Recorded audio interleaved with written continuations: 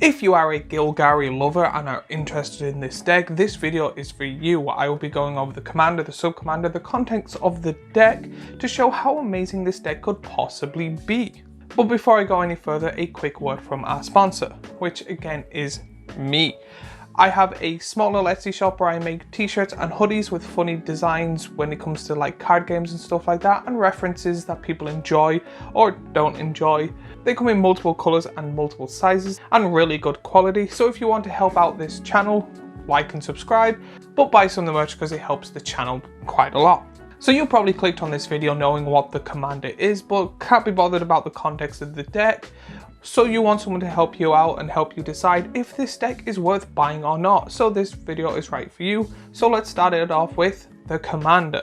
Winter, cynical opportunist, true generic mana-owned black mana-owned green mono legendary creature, human warlock death touch whenever winter attacks, mill 3 cards. Delirium, at the beginning of your end step, you may exile any number of cards from your graveyard with 4 or more card types among them.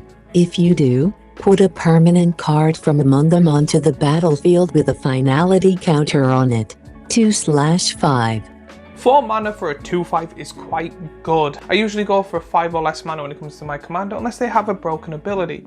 2/5 is kind of okay, but it has death touch and that's what matters. This is a great blocker and that's what you needed to do. Getting rid of quite a few threats, so you're able to then sneak in and attack to get that beautiful mill trigger. But why are you milling yourself, you say? Because of the Delirium. This commander is great for graveyard recursion. Creature dies, it either makes a token or has a really good ETB effect or is a very powerful creature. Oh well, what are you gonna do? Wait, you have 4 more creature types in your graveyard. I'm gonna replay it with a finality counter. Now, because there is a black pip in it, there is ways to get rid of counters, so be careful when you do that, but I say that any card that gets rid of counters is great for this deck before we even go on to this deck. This is quite a fun and unique commander, especially because Delirium is such a weird ability, but it is very good. So overall this commander is a great blocker, it mills itself, which is great. It has mill, which is great, and then it has an effect that lets you bring back the most annoying and powerful creatures in your deck.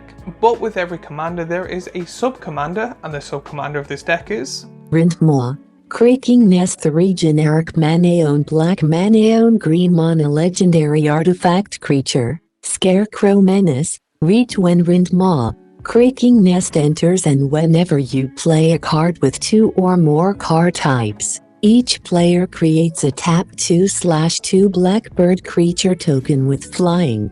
The tokens are goaded for the rest of the game. They attack each combat if able and attack a player other than you if able. 5/5. 5 mana for a 5/5 with Menace and Reach is good mainly because it has 2 keywords. This card is great to attack and defend because it has Menace, so it's great to attack, and it has Reach, so it's great to defend. And then it has an ability I have never seen before. When it enters or ETBs, it gives your opponents 2/2 birds.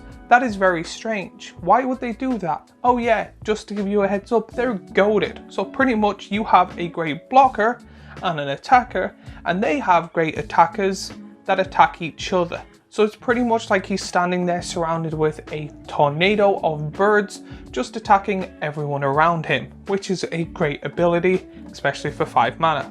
I think when it comes to this deck, it is a great commander and a great sub-commander that I couldn't really decide which one would be better to start off with. But now let's go on to the context of the deck, starting off with Planeswalkers. In this deck there is 4 Planeswalkers. That is very, very rare. Usually when it comes to this, there's only ever 1, but they have been downsizing and underpowering Planeswalkers for the last little while, so it's good to see that they're actually putting a few more in here, and some are really good Planeswalkers. In this deck you get Grist, the Hunger Tide, Ob Nixilis Reignited, Professor Onyx, Renin 7. I find at least half of these to be very good and powerful Planeswalkers, especially for this deck, or in general. To be honest, a part of me would, if I didn't have them all, be very interested in this deck just for the amount of Planeswalkers and the spice they bring. So now let's go on to the creatures. When it comes to this deck, there's 28 creatures in total, but you get really cool creatures just like Demolisher Spawn, Giant Ataphage, Grim Flayer, Hornet Queen, Ishkana, Grafwood Owl, Moldrath Monstrosity, Noxious Jeer Hulk, Old Stick Fingers, Titania, Nature's Force, Ursine Monstrosity. So there's some cards I'm kind of shocked that are in here, but some are really, really good. It's one of those things, it depends how you play. To be honest, with the creatures so far and the planeswalkers, I could see this deck perhaps being a very good upgrade for other decks that do similar things, or a lot of cards that are quite good that for collectors. Like, there is a handful of creatures in here that are very good and quite difficult to get your hands on. So now on to the spells of the deck. In this deck there's 15 spells in total, but you get Reanimate, Arachnogenesis, Convert to Slime, Culling Ritual, Deluge of Doom, Formless Genesis, Inscription of Abundance. When it comes to the spells, they're okay. There's a lot of cards here that are just generic good stuff, and there's like the usual cards that would fit into a commander precon, but there's nothing that I personally think gives that extra little bit of spice. There's nothing that when I look at instants or sorceries go, I really want that, or wow, that's more powerful than I actually originally think it is. Spells, in my opinion, are just perfectly meh. They're kind of generic. Now onto the enchantments. In this deck there is 9 enchantments in total, but you get Whip of Erebus, Polluted Cistern, Into the Pit, Demonic Covenant, Deadbridge Chant, Cemetery Tampering. This is where majority of what I call the spice is in this deck when it comes to the creatures and the enchantments. When it comes to a deck like this, there's usually the section that's a high point, and then there's a section that's the low point. To be honest, I think the enchantments and the creatures are the high point of this deck so far, where it comes to the spells and sorceries are kind of the mid-range lower end. But you do get a fair few really good enchantments that I'm actually happy to see. And now we're going on to the artifacts of this deck. When it comes to the artifacts, there is 7 in total, and they're all ramp. I'm not excited about the artifacts at all. I know usually when a commander precon comes out, you get your Soul Ring, your Arcane Insignia, and then a few little ramp cards. But there's usually 1 or 2 artifact cards that are quite good, or at least playable in some form of deck, or you just kind of just like they exist. The fact that all of them are ramp is kind of a bit meh. This, in my opinion so far, is the lowest point of the deck. I always want some form of artifact to either help with the commander, or the sub-commander, or something to collect or want or be able to give away.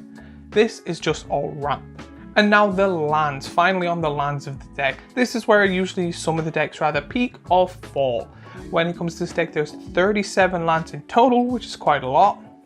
But you get lands just like Grim Backwoods Land, Llanowar Wastes, Necroblossom Snarl, Twilight Mire, Woodland Cemetery. Now I'm happy to see that there's some cards that help. There is also a filter land, which again I've been praising for the last little while because I really do think filter lands are at that point that they deserve in some or pretty much all of the precons. The rest of the lands are kind of just your generic stuff, so I kind of give this a 5 or 6 when it comes to the lands section alone, where it's nice, but there's nothing that's making me, out of all the sections of the deck, go, I really want this deck. If I was building a former deck like this, I would pretty much using it for parts, but this deck seems to be, in my personal opinion, maybe 6.8 overall. The commander and sub-commander are really unique, but I do find the context of the deck is not the best. There's not many cards I can think of that I'm like, yes, I want the Delirium thing. However, I do think it's mainly because the commander and sub-commander are so far apart, there's nothing really similar with them. One is Graveyard Recursion, and one is playing it to attack and make birds for people. So there's like no token doublers for the birds or ways to get benefits from the goading. So there's some cards that build tokens, which is not really the best for the commander, and then there's a lot of cards that just are generically really powerful and good and don't really help with the sub-commander. So I do find because of that, the deck doesn't really have a really good midpoint. If you were to buy this deck, I say pick one of the commanders, the sub-commander or the commander, and then just take out all the cards that doesn't work with, and then build a really powerful deck there. But my personal opinion, when it comes to the pre-con, I would like it to be very playable straight off the bat and then you upgrade it, but that's just me. When it comes to this is the first commander deck I've gone through from Duskmourn. I'm excited to talk about the set and the rest of the other decks. This is the first deck I've made a video on when it comes to all 4 commander decks on Duskmourn, and I do find it to be kind of the weakest. If there's any cards you would put in or take out, if you agree or disagree, let me know in the comments down below. Remember to like and subscribe and stuff like that, that we always usually ask for. And I made a video on the 4 commanders on their own, talking about how the decks might have been out, because by the time I made that video, the decks weren't released. So if you're interested in that video will be right here. I have a playlist of other Magic the Gathering videos here, and a subscribe button here, and I want to say thank you for all the support, and I will see you all in the next video.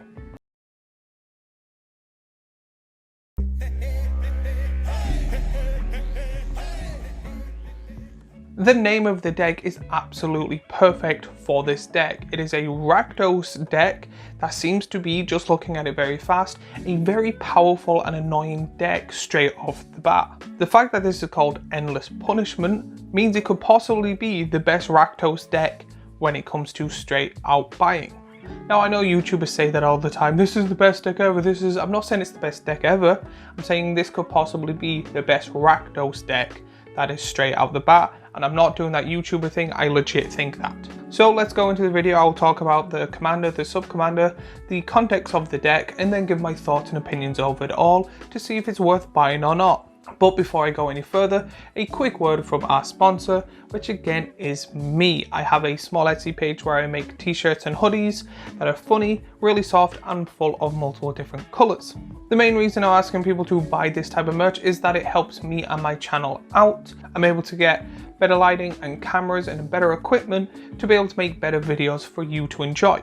So when it comes to this, you don't have to worry about me spending all the money on random stuff that people don't care about. It will be made purposely to make these videos better, and that only.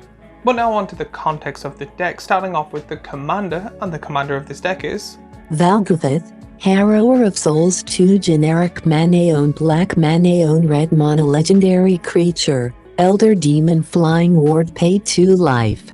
Whenever an opponent loses life for the first time during each of their turns, put a +1/+1 counter on Valgavith, Harrower of Souls, and draw a card. 4/4. 4 mana for a 4/4 is just nice. However, it has Ward, pay 2 life, which is absolutely amazing and absolutely hilarious, because Ward seems to be the new hexproof or shroud that people don't enjoy, but people that have Ward do enjoy. This commander is really hard to get rid of, mainly because of the pay 2 life, but, and correct me if I'm wrong here, if you pay the 2 life, before it activates, it may trigger itself, and the activated ability of this card is absolutely crazy. So, pretty much what I'm seeing from this, and correct me if I'm wrong, if someone places murder on your commander, you're still able to get to draw a card. It may get the 1/1 counter, but it doesn't matter, it's dead. However, you get a draw a card, but only if it's the first thing that has happened on their turn. This commander is really good for multiple reasons. One, it's hard to block because it's got flying. 4 damage is quite good, but it powers itself up enough to be able to one-shot people with commander damage. So if you put a bunch of 1/1 counters on this, this can go absolutely destructive, especially since Rakdos is in it, and I have a weird thing that if there's a red pip in it, if I get something really big, I automatically want to fling it. So with this, you could literally go, cool, I've powered it up enough, I'm going to do 21 damage knocking you out, and the person that has the lowest health, that's at, we'll just say randomly 18, I'm going to fling my commander at you. Both people are gone. So I'm already a big fan of this deck just based on the commander, but when it comes to this, there's not a commander without a sub-commander, and the sub-commander of this deck is The Lord of Pain, 3 generic mana-owned black mana-owned red mono legendary creature, human assassin menace. Your opponents can't gain life. Whenever a player casts their first spell each turn, choose another target player. The Lord of Pain deals damage equal to that spell's mana value to the chosen player. 5/5. 5 mana for a 5/5 with menace is a bit meh to me. It's a bit weird. However, this commander is one of the most unique commanders I've seen in a little while. I really do like this. Firstly, A commander that stops people gaining life is really hilarious, especially if you're against life gain opponents. Then it has a weird kind of, closest thing to it is Vial Smasher effect, but completely different. Vial Smasher is when you cast, this is when an opponent casts. Then it deals damage to a person, where this deals damage to a different opponent. So if someone's playing like, we'll just say a big green deck, they're gonna be a really fun person to play against, because they're like, cool, I'm a tap 2 mana to play my Golter, and you're like, cool, thanks for that, that's 12 damage to you, and the other person's like, why are you playing Golter? Stop. And it's like, oh, don't worry about it, you can gain life to be able to stop this from happening. Oh wait, you can't. This is what I would like to call a enchantment commander, where you mainly keep it on the field and try and keep it alive for its abilities. That's why I'm not the biggest fan that has Menace, because if you attack with it, it's blocking well, but you don't really want to attack with it because you don't want it dead. Both the commander and the sub-commander of this deck is really good and fun. The commander is quite a normal-ish commander, there's nothing absolutely unique or special about it, but it is still fun to play.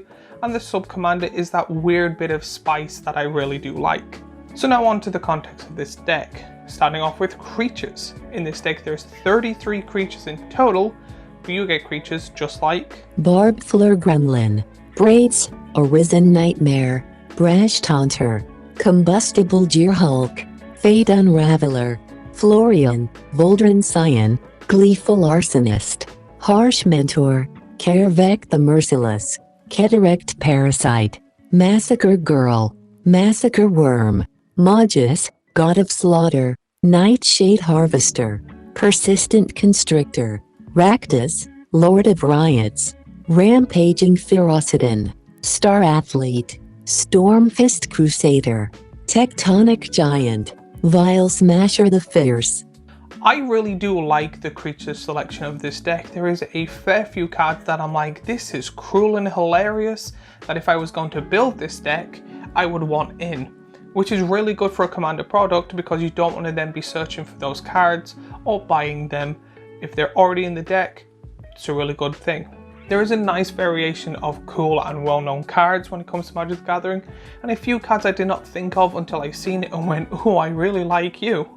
But I think when it comes to this deck and how they usually build it, there's potentially going to be a kind of a weird like graph thing where creatures is going to be the highest point of this deck and the rest is just going to be meh to okay. So let's go on to the spells of this deck. When it comes to spells, there's 13 in total, but you get Bedevil, Blasphemous Act, Chaos Warp, Decree of Pain, Sadistic Shell Game, Suspended Sentence.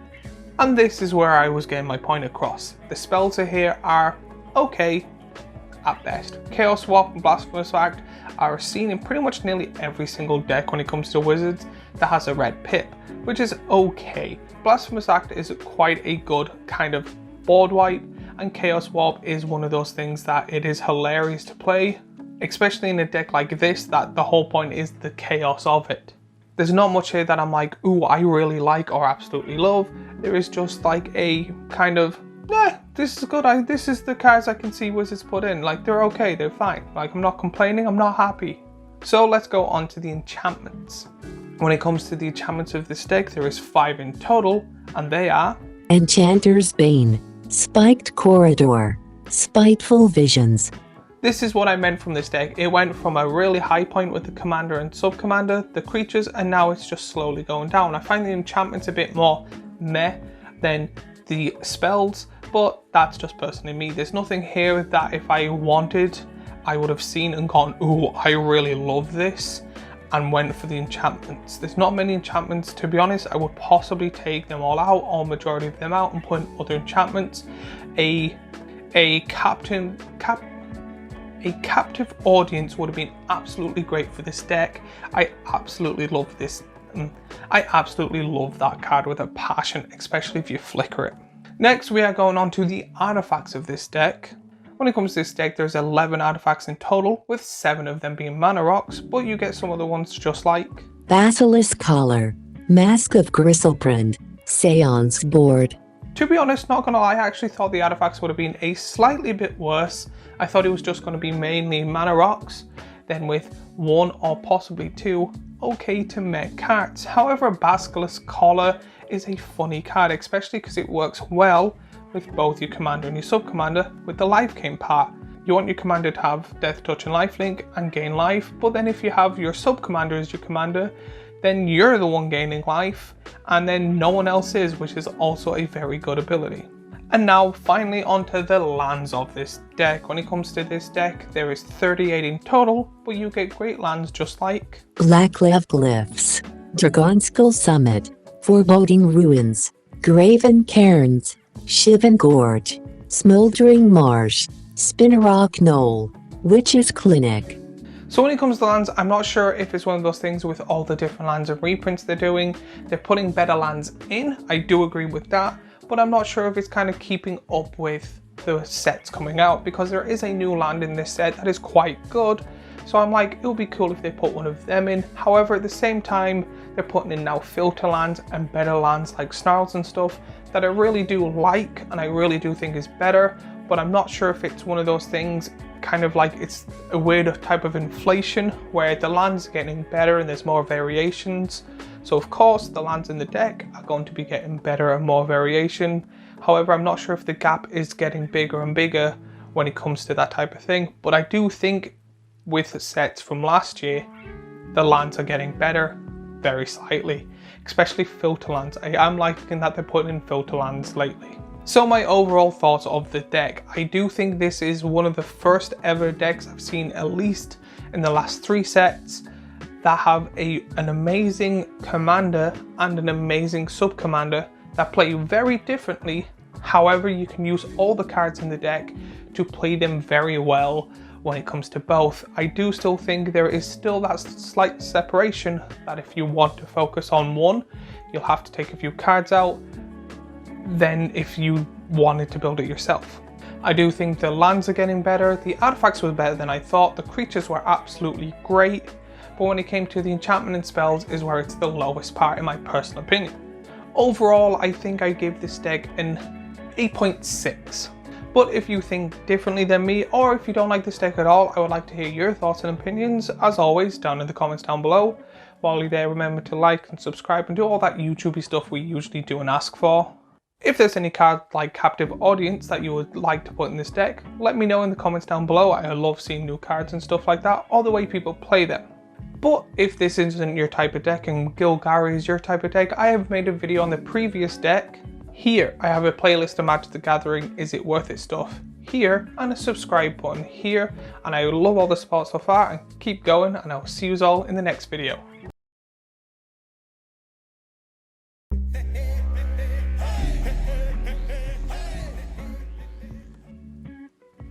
Boo! Did I scare you? Probably not, but still, I do find it funny to do these type of little things. If you haven't guessed, I'm going to be doing the next video when it comes to the 4 Magic the Gathering Duskmourn commander decks on the deck called Jump Scare.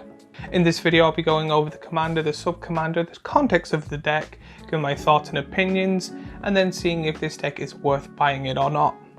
When it comes to this, I'm going to be a little bit biased because Simone is a very powerful and I love landfall decks.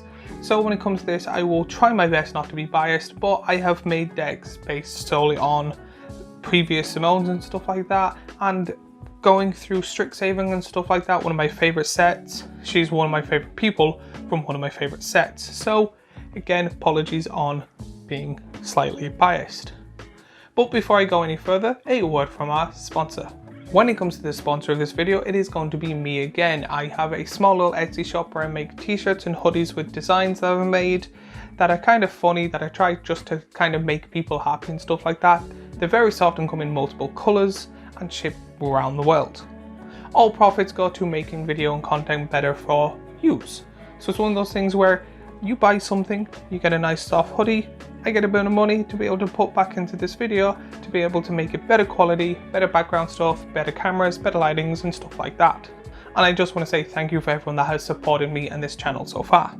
So now let's go on to the deck itself, starting off with the commander. And the commander of this deck is Simone, Mystery Unraveler 2 Generic Manaeon Green Manaeon Blue Mana Legendary Creature, Human Wizard Landfall. Whenever a land you control enters, manifest dread if this is the first time this ability has resolved this turn. Otherwise, you may turn a permanent you control face up. To manifest dread, look at the top 2 cards of your library. Put one onto the battlefield face down as a 2/2 creature and the other into your graveyard. Turn it face up anytime for its mana cost if it's a creature card, 3/3. 4 mana for a 3/3 with no abilities is a bit meh. I know I say I'm going to be a bit biased, but it seems to be now I'm going to be the opposite of biased. Well, I'm still going to be biased, but in a different way. I'm not going to be like pumping it up.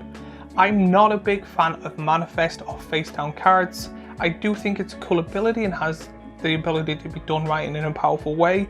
However, when it comes to this, I'm not the biggest fan of this commander. 4 mana for a 3/3, meh. No keywords, meh. Landfall trigger, great. Manifest, not a big fan of manifest. I never really see manifest from actually people I play with. I only know one person that has a face down manifest deck, and to be honest, I've never seen it like pop off or do anything amazing. Now, don't get me wrong, not saying that you can't have a manifest deck that can pop off and be amazing. I just don't see it that often or see it played, so it might be a thing that they're trying to get it back. But again, this seems to be an enchantment commander where it just sits there and helps you get landfall triggers, and to be honest, 4 mana for it doesn't seem worth it unless you're going absolutely crazy. So which means this deck is going to be full of ways to manifest. So again, I'm going to try to kind of keep the pump up and stuff like that and talk about how great this deck could possibly be. But at the same time, every time there's a manifest card or anything that manifests a card, I'm going to be like, oh, it's going to be difficult for me to talk good things about this. But with every commander, there is a sub-commander, and the sub-commander of this deck is Kayan, Corrupted Memory 2 Generic Manaeon Green Manaeon Blue Mana Legendary Creature, Illusion. As long as Kayan's power is even, you may cast non-creature spells as though they had flash. As long as Kayan's power is odd, you may cast creature spells as though they had flash. Whenever you draw a card, put a +1/+1 counter on Kayan. 2/2. 4 mana for a 2/2 with 3 weird abilities seems a bit off to me. I know they try ever so often to make a unique commander that's fun and interesting. However, this just seems to be kind of way too much effort in my opinion. The fact that it's like if you get odds or evens, depending if you get non-creatures or creature spells to be able to have flash, is kind of weird. To be honest, if I was personally going to build this, I would be ignoring those two and hard focusing on the last one and just making a Voltron deck. Whenever you draw a card, it gets +1/+1. So for 4 mana, you play your commander down, draw a shit ton of cards, and then just go, because there's blue pips, this is unblockable. Bam! Gone. Put in something to get rid of the legendary rule, play Mirage, boom, all gone. I do think that is probably the fastest and bestest way to play this. Flash is a good ability, but Flash is really easy. There's lands that do it, there's artifacts that do it, there's planeswalkers that do it. So I think Flash is way too easy to get, and then you going, oh wait, is it odds or evens or odds, and creatures have Flash or non-creatures have Flash? I think it would have been easy just to put Flash in the deck. So if the commander or sub-commander interests you, or if you really like playing it, please let me know in the comments down below why. So now onto the context of the deck, starting off with creatures. In this deck there's 33 creatures in total, and they are AC, Tyrant of Gyre Strait, Eric Smith's Slumbering Isle, Ashia, Soul of the Wild, Augur of Autumn, Body of Knowledge, Citadel Hierophants, Curator Beastie, Dedimist Raptor, Giggling Skitterspike, Glitch Interpreter, Hydra Omnivore, Kefnik the Mindful, Karu Spellsnatcher, Multani, Yevimaia's Avatar, Rashmi, Eternity's Crafter, Skewed Swarm, Shigeki, Juke Visionary, Shriekwood Devourer, Scabrunator, Temur War Shaman, Thunderfoot Ballot, Whisperwood Elemental, World Spin Worm. So I'm not fully sure how I feel towards this. I do think that there is a large amount of creatures that are well known and really powerful. I really do like them. However, whenever I was going through the list of all the creatures, I was like, you'll go good for the commander, you'll go good for the sub-commander, but you won't be good for the commander, and you won't be really that good for the sub-commander. You're just a naturally good big green card, you're a naturally good blue card, you're a naturally just good Simic card. There doesn't seem to be, like in the previous deck, the endless painful or whatever it was called. There was cards that matched both, and you could be like, cool, I would take that out, put it in. It seems to be that this is a huge gap of kind of drawing well. I can picture a lot of creatures like you're like, oh, okay, I'm on the edge, like I'm low health, I have my commander out, like there's something, I need to draw something good, and then you draw a card and it's like, draw 3 cards. Or when you play this creature, draw a card or something like that, and you're like, if I had my sub-commander as my commander, this would help a lot. But this just seems to be a useless card other than draw. But now I'm wasting half my mana to draw, and to hopefully manifest, I need to manifest something. And then you just draw all your draw cards or something like that and none of the manifest. So it was a weird combination. I would have not put some of these cards in. Well, hopefully the rest of the deck is better. Now going on to the spells of the deck. When it comes to the spells of the deck, there is 17 in total, and some of them are Aether Gale, Biomass Mutation, Cackling Counterpart, Dig Through Time, Disorienting Choice, Azure's Predation, Oversimplify, Overwhelming Stampede, Zimone's Hypothesis. Not gonna lie, I feel kind of the same with this. It seems to be a very good few draw cards, but then there's Overwhelming Stampede where I'm like, manifesting where they're all 2/2s and then Overwhelming Stampede doesn't really seem worth it in my opinion. You want the bigger creatures and then use Overwhelming Stampede to make them bigger. I do find that there's a lot of draws, so you're probably going to be playing a land each deck at least, so it's good there. I probably actually give the spells a way better than the other 2 decks that I've done so far, but I do still find that the spells are way better than previous decks, but still undermining. But with the creatures not being as great as I thought, it kind of balances it out. And now we're on to the enchantments of the deck. When it comes to this, there's 8 in total, but you get great enchantments just like Experimental Lab, Primordial Mist, Sandworm Convergence, They Came from the Pipes, Trail of Mystery. So when it comes to these, I'm just kind of like, yeah, this is pretty much, if it has the word manifest or draw or something like that, I'm like, these enchantment cards seem to be perfectly good for this deck, but it doesn't seem to be anything that I'm like, I want to buy it solely for this card, or this card makes a good chunk of the cost of the deck worth it. It just seems to be one of those things that when it comes to buying this deck, I feel like so far there's a large chunk of manifest cards, but I feel like the really good ones you'll have to probably go out and buy yourself. But next we are on to artifacts. So when it comes to artifacts, there's 4 in total, 3 of them being mana rocks and 1 being a manifest card. Again, they could have done something. There's so many artifacts that like are good in my opinion. They have one in one of the decks where it's a Biden of Tassa, great card, because one has Biden of Tassa would have been really good. There's a fair few like cards I can think of that would go well in this deck. Like As Foretold, I think would actually be quite good, especially with the flash ability, being able to go, cool, now I'm going to play this for free on your turn because I need it right now and stuff like that. There's a fair few artifacts. Oh no, that's an enchantment, I think. That's an enchantment, but I think that should still be in this deck. There's a lot of cards that I can think of when I'm going through this deck that I think would be way better, especially like, because I know there's the artifacts, the well that lets you draw cards and stuff like that, or becomes a mana rock. The clock tower would be of absolute great, where you get to draw your rehand after the 12th turn and it's also a mana rock. That would have been great in this deck. It seems to be because they were so hard focused on the manifest cards, they didn't really think the deck fully through.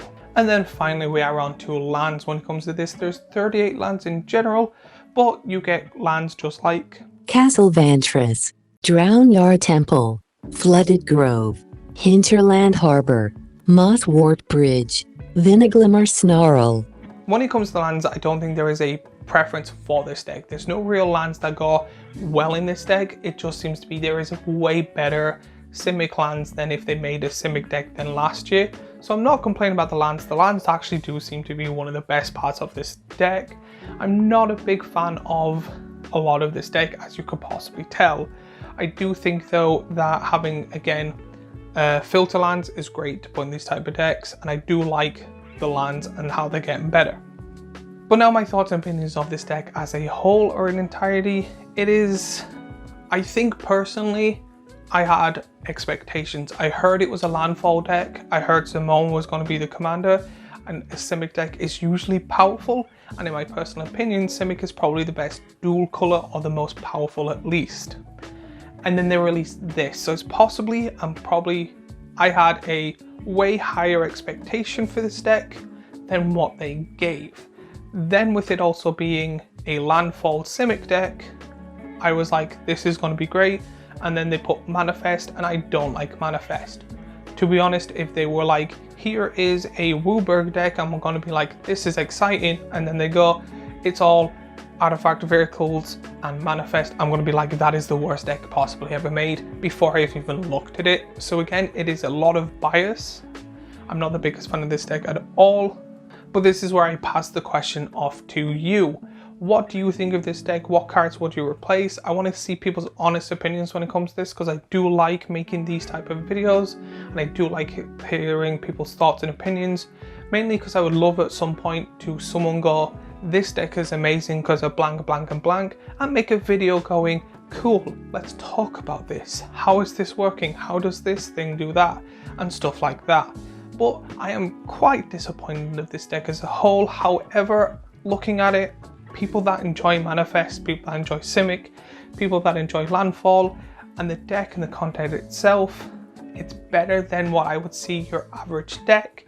So I would have given it, personally I would say a 5.2, but if you're into this deck I would say a 7.8. But if there's any cards you would like to put in this deck, or if you would like to give your thoughts and opinions, let me know in the comments down below. While you're there, remember to like and subscribe and do all that YouTubey stuff. And again, if you're more of a Rakdos player, I have the previous video here, a playlist of all the Magic Gathering stuff here, and a subscribe button here. And again, I love making these videos. If there's any videos you want me to talk about when it comes to Magic Gathering, let me know, and I will see you all in the next video.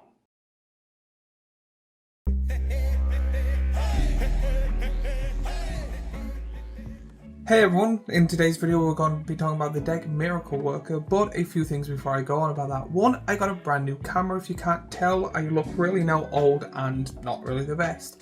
The second thing is the new camera I got doesn't come with the mic with the jack thing in it, so I have to kind of record this audio through the mic on the camera. So sorry about that. I'm going to try and fix it and get a new mic to help make this audio better for you. And then thirdly, if you want to help out and support the channel, I have an Etsy where I make really soft and colourful t-shirts that are funny, and I do really like them. I'm trying to come up with more ideas to make more t-shirts and hoodies for you, but if you like what I do and want to support the channel with new mics, cameras and lights and stuff like that, please go onto the Etsy and maybe get yourself a nice t-shirt, because it is a win-win.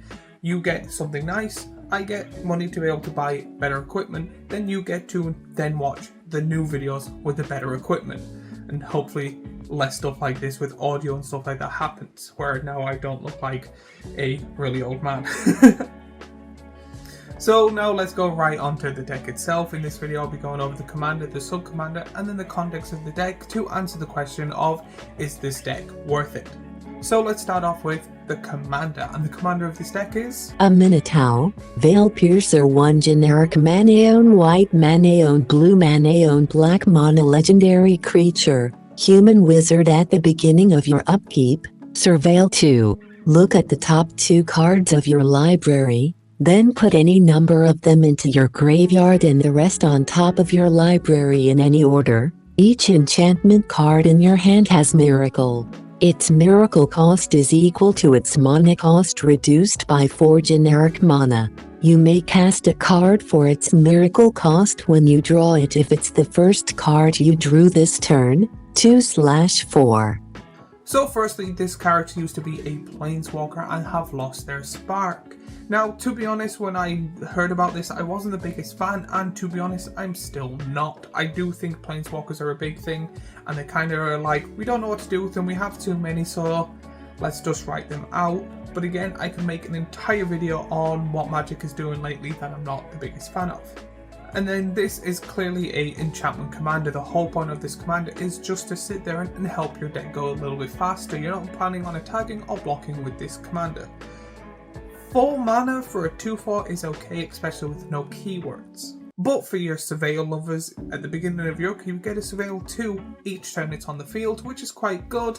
However, that means the deck needs to be very graveyard heavy, and kind of Surveil matters are looking at the top of your deck, which does because this gets every single enchantment card and reduces it by 4 if you draw it that turn. So you do kind of need to make sure there is stuff on your deck ready for the miracle cost that has to be an enchantment. Now again, I'm not the biggest fan of this because it does what it does but reduces it by 4, but personally I think you're going to be spending more mana trying to find out what's on top of your library or trying to get a card from your hand on top of your library that you want the miracle cost of. Plus it's 4 generic, so depending if you put a load of enchantment creatures in or different enchantments that are not in this deck, you are probably putting in way too much effort for the same amount of value instead of just building a deck with enchantment creatures in it or really good enchantments. Now in saying that, this deck could be absolutely amazing. I'm just saying, personally, I prefer Animatu as a planeswalker, and then the Surveil is good and the miracle thing is good, but it is kind of way too finicky for me, in my personal opinion, that you actually probably end up late game spending more mana than you are than if you just built a deck based on enchantments. Like, I think early game it'll speed up, but late game it'll slow you down. But with every commander there is a sub-commander, and the sub-commander of this deck is the Master of Keys X generic Manaeon white Manaeon blue Manaeon black mana legendary enchantment creature. Horror flying. When the Master of Keys enters, put X+1/+1 counters on it and mill twice X cards. Each enchantment card in your graveyard has escape. The escape cost is equal to the card's mana cost plus exile 3 other cards from your graveyard. You may cast cards from your graveyard for their escape cost. 3/3. This I absolutely love. I do love a X cost commander, especially that does really cool stuff like this, that you're able to mill a potentially good chunk of your deck and then give all your enchantments escape, which is a really cool ability, and then power this up a lot. Now, however, when it comes to this sub-commander explicitly, it needs to be a lot of mana. So I think like all the artifacts, or most of the artifacts, are going to be mana rocks. Hopefully it's going to be difficult without green. There's going to be ways to make lots of mana. But I can see this because of Aminatou, that it's not going to be as fast as it needs to be to have this as your priority commander. I think they are going to do it, but a slower version, because they're not planning on putting this deck to be ridiculous amounts of money. So it's not going to have the really expensive cards and ramps that if you want to build this as your commander, make it come as a huge massive creature, mill half your deck and then play a bunch of stuff. I don't think they're going to have the ability to put that kind of funds into a deck that's a pre-cut.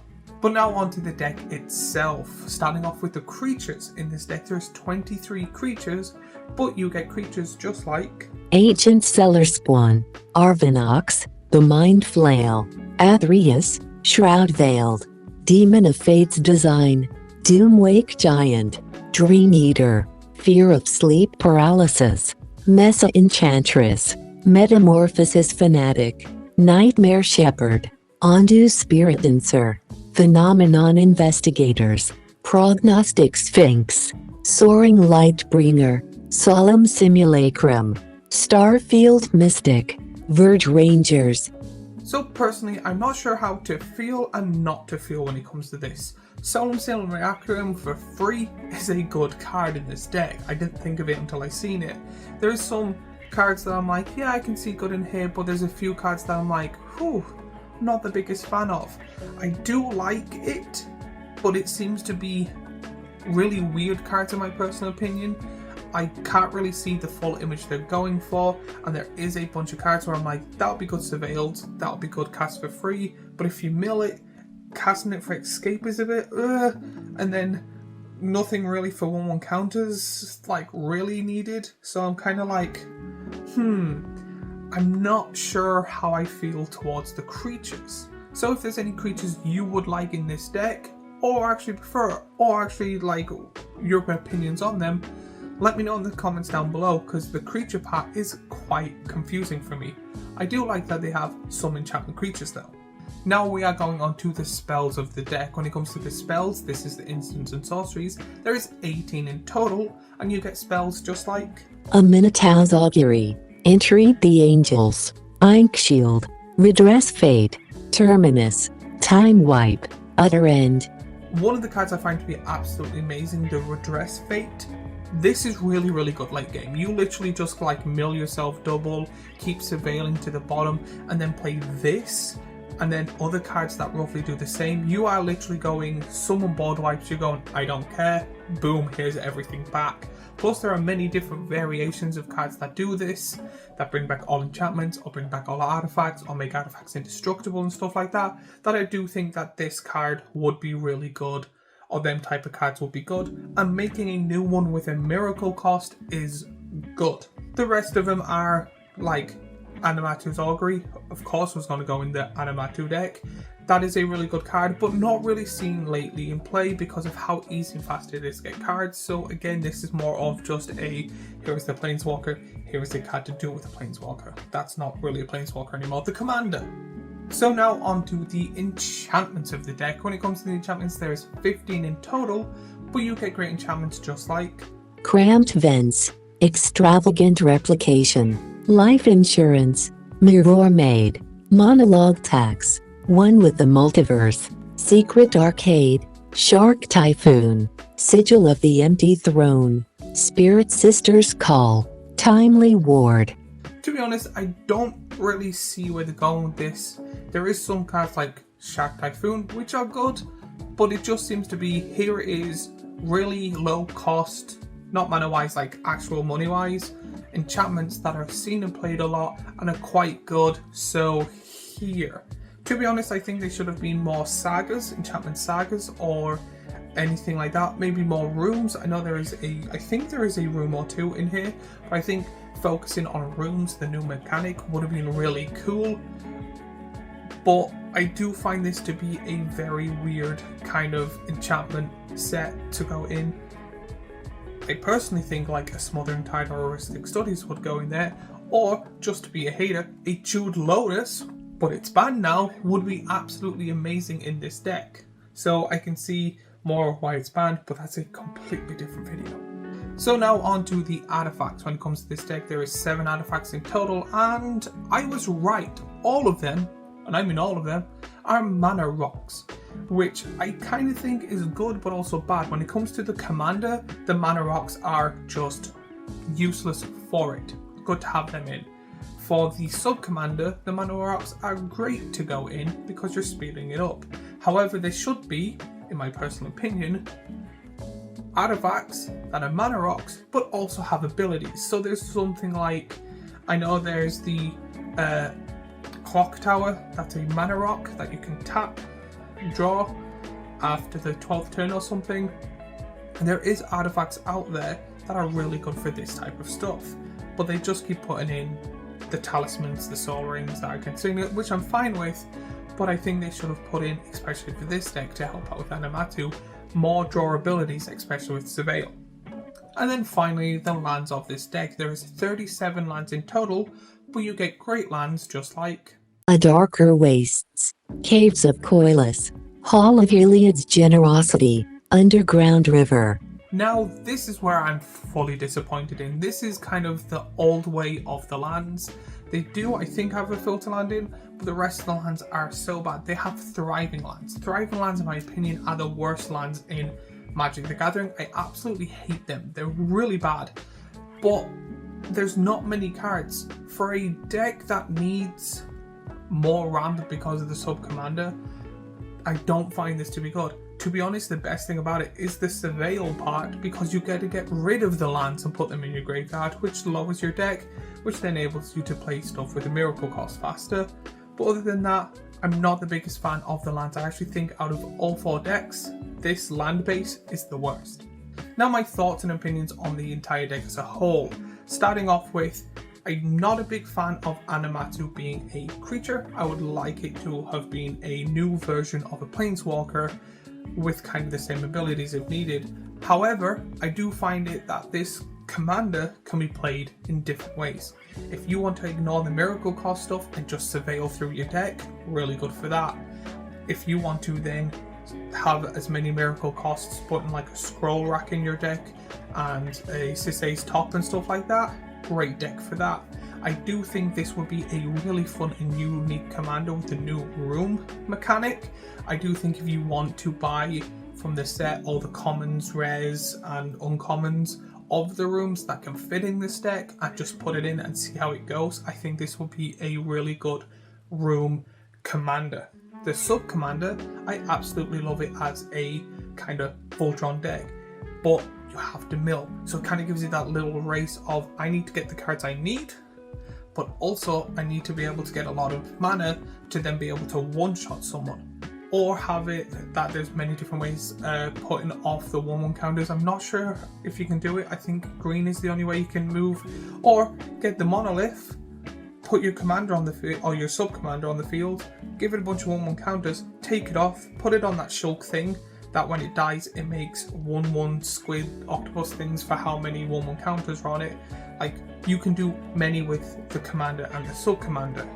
But when it comes to the deck as a whole, I do find there is a lot of kind of hard focus on one, hard focus on the other, and then just kind of, we don't know what to put in. Here is cheap, generic good stuff to kind of make sure that the price is staying on brand when it comes to buying these decks. Personally, I do think it's a good deck to buy for a lot of the context in it if you want miracle cards, new miracle cards, and stuff like that. But I think it is a product that is just kind of on its own, playable out the box, kind of okay. Overall, I will give it a 6.6. That's just me. I would love to hear what you would give it in the comments down below. While you're there, what cards would you put in it? What cards would you take out? Is there any cards you think I've not discussed or think are amazing in this deck? Let me know in the comments down below. While you're there, remember to like and subscribe and do all that YouTubey stuff we always ask for.